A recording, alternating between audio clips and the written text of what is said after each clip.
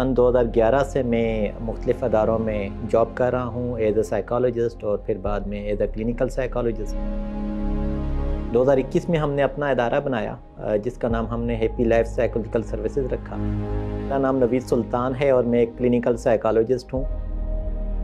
ये जो अदारा हमने स्टार्ट किया, ये हमने 2021 से पहले जब कोरोना शुरू हुआ था उस टाइम हमने ऑनलाइन सर्विस का आगाज़ किया था, जिसमें बहुत सारे लोगों को कोरोना के दौरान साइकोलॉजिकल सर्विसेज की ज़रूरत थी। इस दौरान हमने साइकोलॉजिस्ट को ट्रेन करने की कोशिश की और माशाल्लाह से अब तक 550 से ज़ायद साइकोलॉजिस्ट को हम ट्रेन कर चुके हैं। उसके बाद ज़रूरत ये पेश आई कि एक फ़िज़िकल क्लिनिक भी होना चाहिए जो साइकोलॉजिकल सर्विसेज का गैप है या ऑलरेडी जो एग्जिस्टेंस कर भी रही हैं उनको हम सपोर्ट कर सकें। 7 अप्रैल 2021 को हमने अपने क्लिनिक का आगाज़ किया। इसमें हमने फिर मुख्तलिफ़ सर्विसेज को इंक्लूड किया, जैसा कि मेंटल हेल्थ में जितनी भी सर्विसेज आ रही हैं जिनमें शिज़ोफ्रेनिया है और सरफहरिस्त अगर आप देखें तो एडिक्शन के केसेस बहुत ज़्यादा हैं। इसके अलावा हमने फिर बच्चों के लिए एक अलहदा से सिलसिला शुरू किया जिसमें बच्चों की स्पीच थेरेपी असेसमेंट और डायग्नोसिस करते हैं ताकि बच्चे अपनी क्वालिटी ऑफ लाइफ को बेहतर तौर पर एंजॉय कर सकें। Bio psycho social and spiritual model के तहत काम करते हैं। बायो साइको सोशल में सबसे पहले आता है बायो में हमारे पास मेडिकल स्टाफ होता है और मेडिकल टीम जो है किसी भी पेशेंट के हवाले से ये देखते हैं कि उसको मेडिकल इश्यूज़ क्या आ रहे हैं और उसके जो मेडिकल इश्यूज़ हैं उसकी साइकोलॉजिकल लाइफ के ऊपर कितना ज़्यादा इम्पेक्ट डाल रहे हैं। इसी तरह से जब हम साइको की बात करते हैं तो साइकोलॉजिकल इश्यूज़ जो हैं उसको मिलाकर, मतलब कि मेडिकल और साइकोलॉजिकल इश्यूज़ दोनों मिलाकर इंसान की एक जनरल मेंटल हेल्थ के ऊपर जो कैफियत असर छोड़ते हैं उसको जो मैनेज करते हैं वो साइकियाट्रिस्ट मैनेज करते हैं। यानी कि कोई भी बिहेवियरल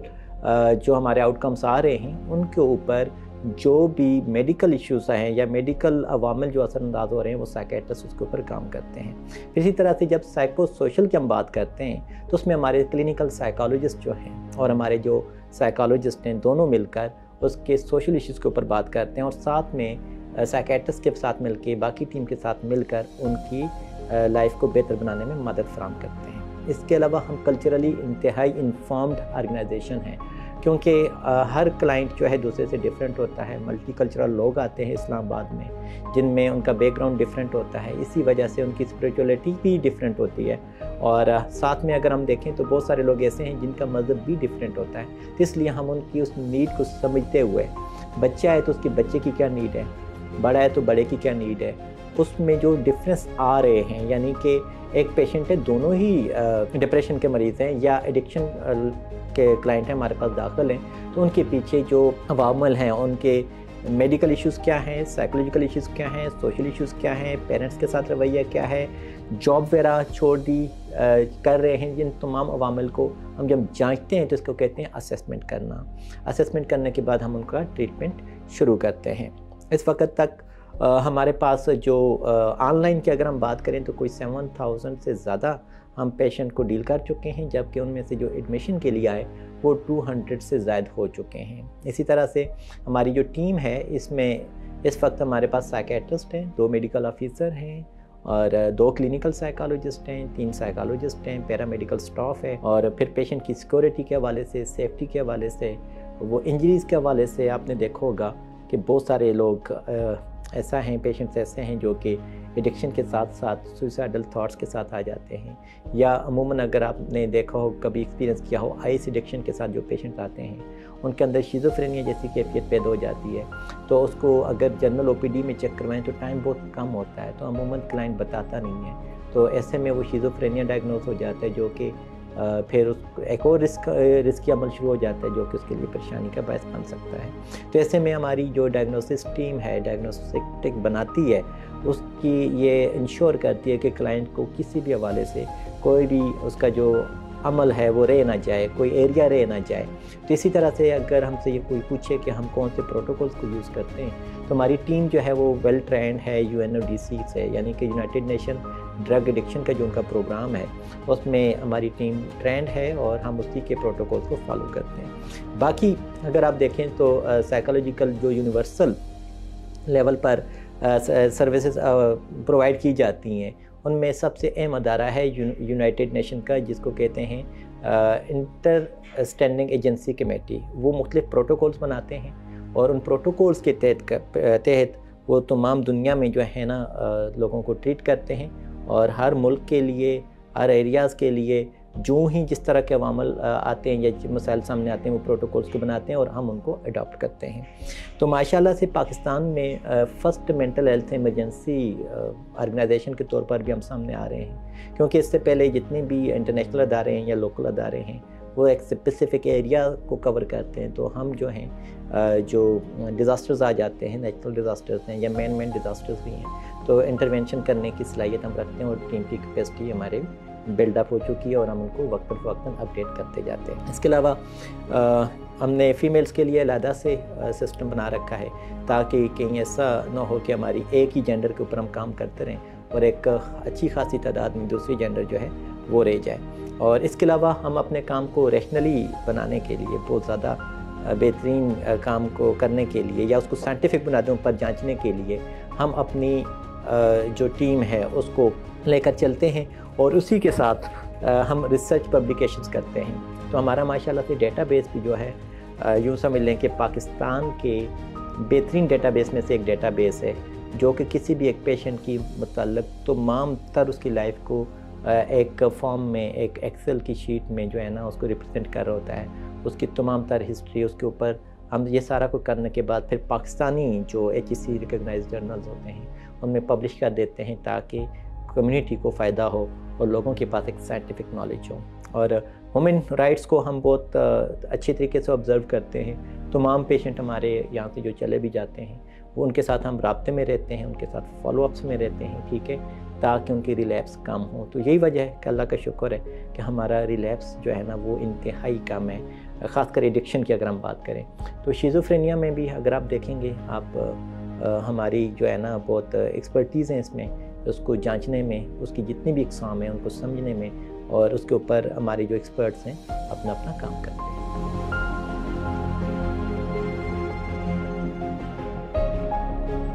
ایک اور بات جو یہاں عموماً لوگوں سے سننے کو ملتی ہے وہ یہ ہے کہ یہاں پہ ان کو کرنٹ لگایا جاتا ہے اور ان کو ایسی ادویات دی جاتی ہیں اور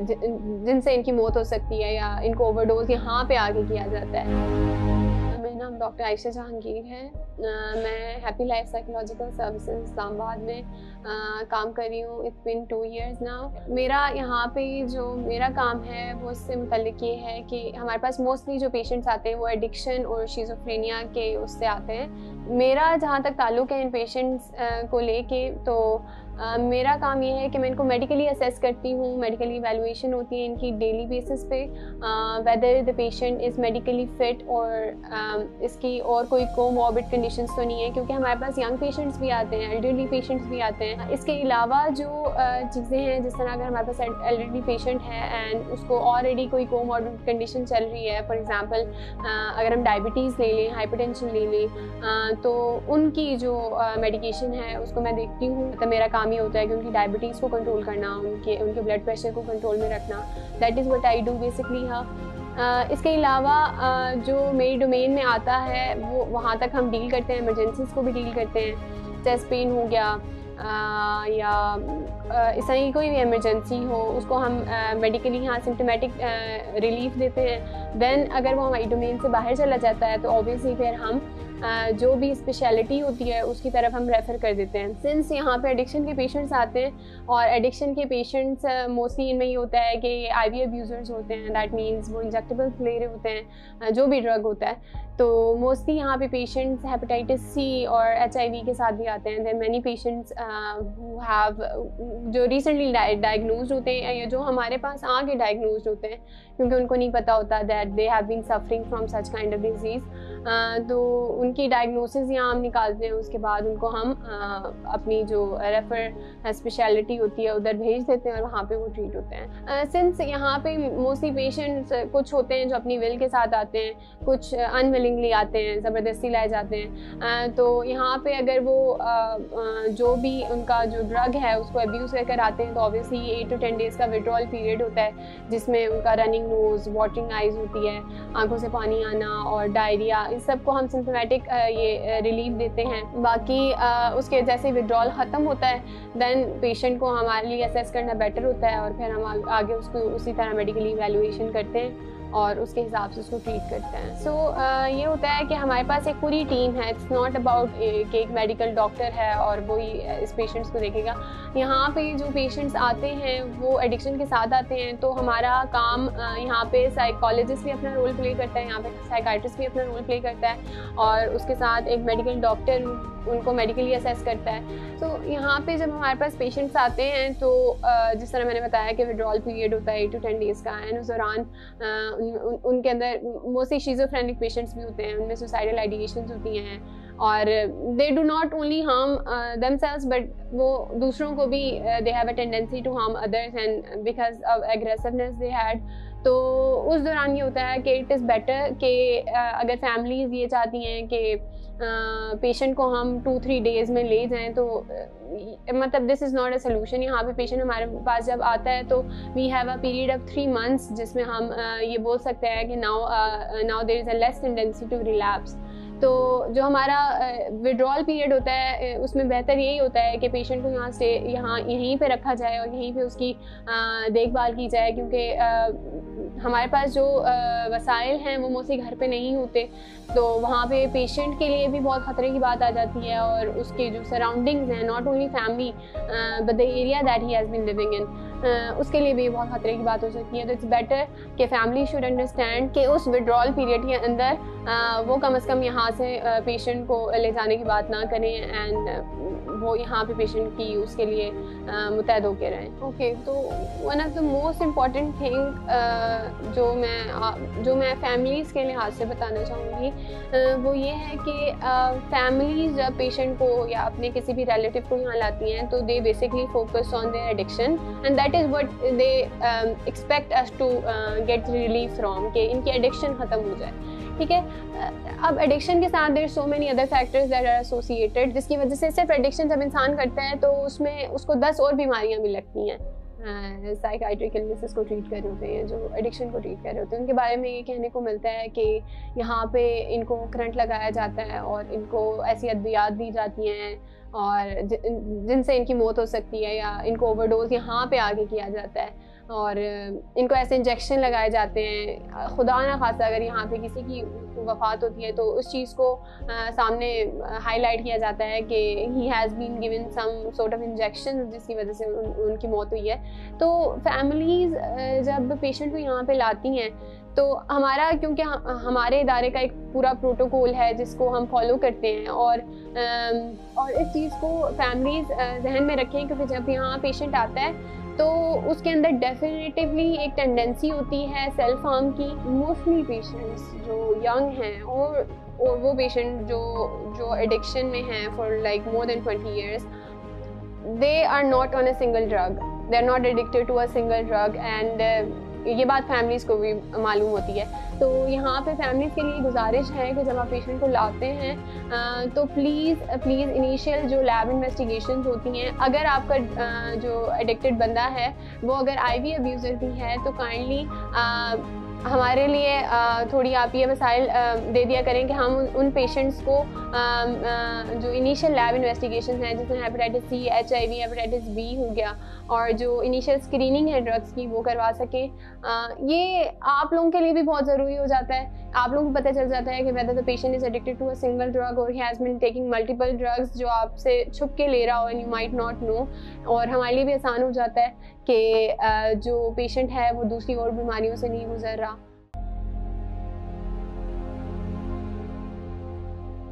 یہاں پہ ہمیں ایک موقع مل رہا ہے کہ ہم معاشرے کے اس طبقے کی خدمت کر سکیں جو کہ بہت سارے مصائب سے دوچار ہے.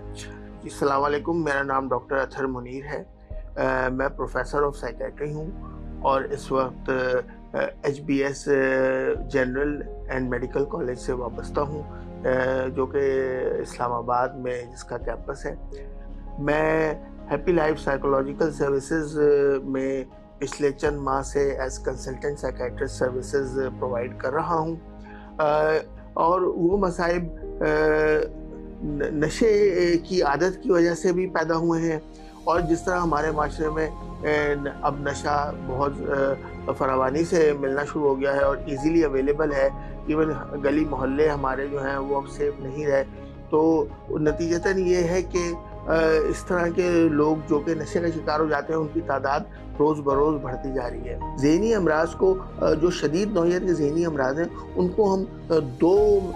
में क्लासीफाई कर सकते हैं। एक तो हम मूड डिसऑर्डर्स के पेशेंट देखते हैं और दूसरे हम स्किज़ोफ्रेनिया के पेशेंट देखते हैं। तो इस वक्त मैं थोड़ा सा जिक्र स्किज़ोफ्रेनिया के बारे में करूँगा। स्किज़ोफ्रेनिया एक शदीद नौइयत की बीमारी है, ये आमतौर पर यंग लोगों को होती है, मिसाल तौर पर टीनेजर्स को होती है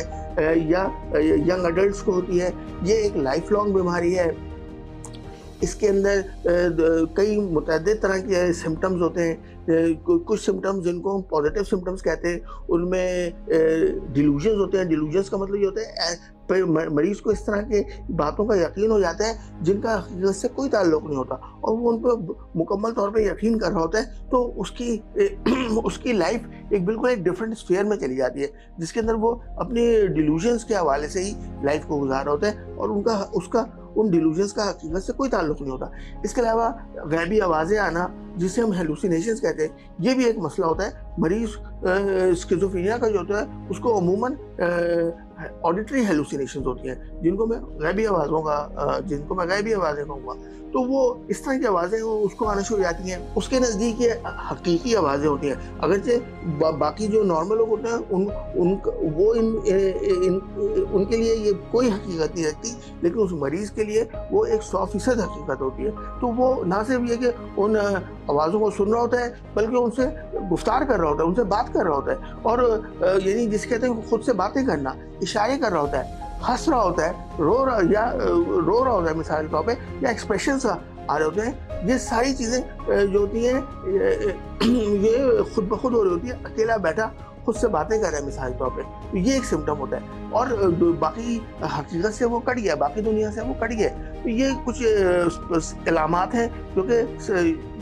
स्किज़ोफ्रेनिया में लाजमी तौर पे पाई जाती हैं। इसके अलावा ऐसे मरीजों की मोटिवेशन कम हो जाती है। वो अगर तालिब इल्म है तो वो अपनी तालीम छोड़ देगा। अगर वो मिसाल तौर पे कोई